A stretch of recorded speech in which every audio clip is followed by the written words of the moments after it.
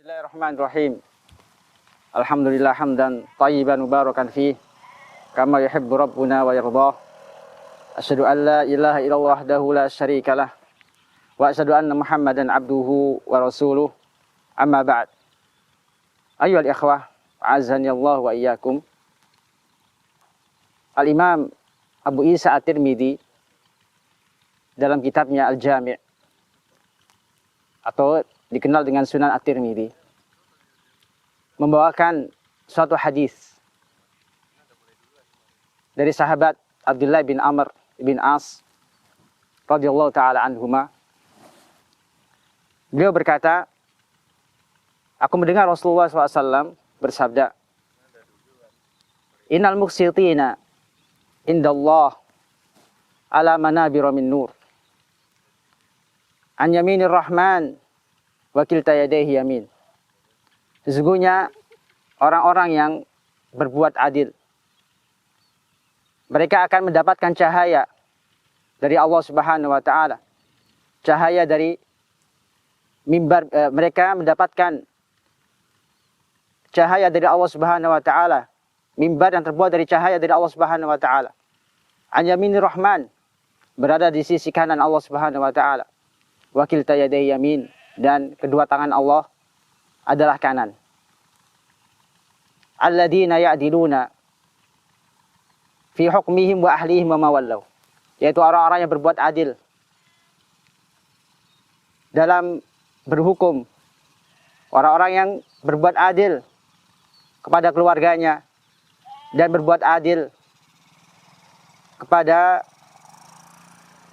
pekerjaannya, semua pekerjaan yang dia diberi tanggung jawab untuk mengurusinya. Ayyuhal ikhwah, a'azzani wa iyyakum. Dalam hadis yang mulia ini terdapat keutamaan bagi orang yang berbuat adil. Bahwasanya Allah Subhanahu wa taala memberikan cahaya untuknya di akhirat, yaitu berupa mimbar yang terbuat dari cahaya. Ini merupakan keistimewaan bagi orang-orang yang berbuat adil. Dan ini seperti hadis Nabi SAW, yang mana Nabi SAW dalam suatu hadis menjelaskan, sab'atun yudilluhumullah fi dhillihi yauma la dhilla illa dhilluh. Ada 7 golongan yang kelak akan diberi naungan oleh Allah Subhanahu wa taala di hari yang tidak ada naungan kecuali naungan darinya. Kemudian Nabi SAW menyebutkan imamun adil, yaitu imam yang adil. Maka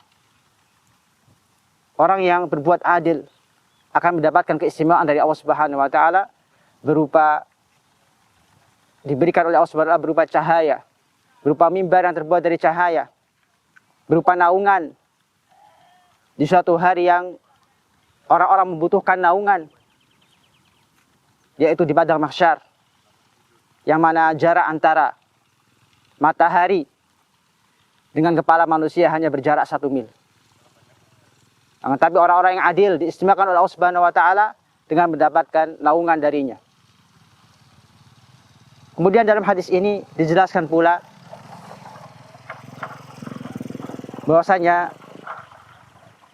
yadullah, yaitu tangan Allah Subhanahu wa taala, keduanya adalah kanan. Di sini terdapat akidah, sesuatu yang harus diyakini oleh setiap kaum muslimin, bahwasanya Allah Subhanahu memiliki tangan, yang mana tangan beliau adalah kanan, yang tentunya tidak seperti dengan tangan makhluknya. Karena itu dalam hal sifat Allah Subhanahu wa taala, akidah Ahlussunnah menetapkan tanpa menanyakan bagaimana bentuknya, tanpa merubah kepada makna yang lain seperti kekuasaan, atau tanpa meniadakan dengan tidak mau meyakininya karena takut menyerupai atau menyerupakan Allah dengan makhluknya. Maka hadis ini secara jelas bahwasanya Allah memiliki tangan. Akan tapi perlu diingat, tangan Allah tidak seperti tangan makhluknya. Kemudian Nabi SAW menyebutkan Seperti apakah orang-orang yang berbuat adil itu? Atau kriteria apakah orang yang berbuat adil itu? Nabi SAW menjelaskan, alladzina ya'diluna fi hukmihim, yaitu orang-orang yang berbuat adil ketika memutuskan suatu hukum. Wa fi ahlihim, dan berbuat adil kepada keluarganya, berbuat adil kepada anaknya, kepada istrinya. Wa mawallahum, dan dia berbuat adil dalam setiap urusan yang dibebankan kepadanya, dari setiap tanggung jawab yang dibebankan kepadanya.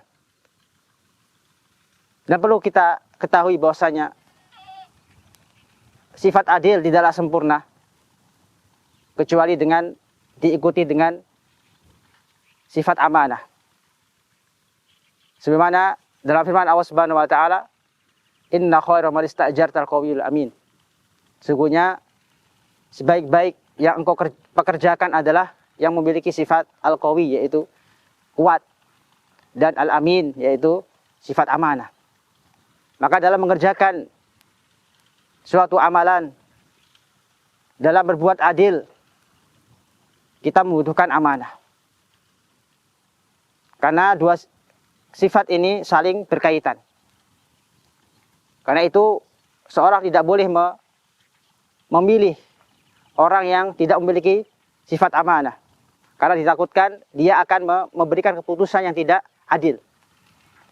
Dan juga dalam hadis ini menunjukkan juga bahwasanya perbuatan zalim adalah perbuatan yang tercela dalam Islam.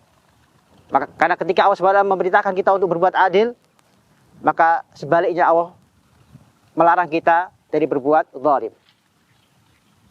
Karena itu Nabi SAW bersabda dalam hadis yang lain, ittaqu da'watal madlum wa in kana kafiran wa innahu laisa dunaha hijab. Hadis riwayat Imam Ahmad dari sahabat Anas bin Malik.